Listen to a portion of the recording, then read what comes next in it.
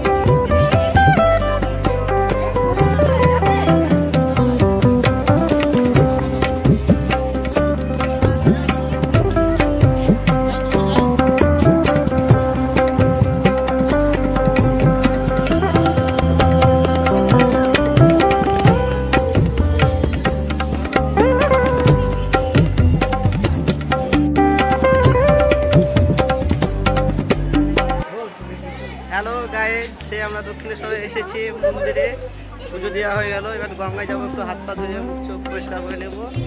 সেই গঙ্গার রাস্তায় আমরা চলে যাচ্ছি, ধারে ধারে গঙ্গার ধারে ফুটপাথ তৈরি হয়েছে।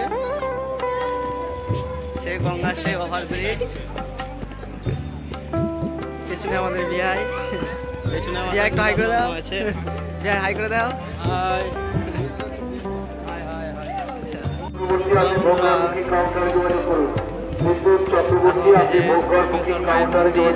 আমরা ঠিক মন্দিরের পিছন দিকে আছি।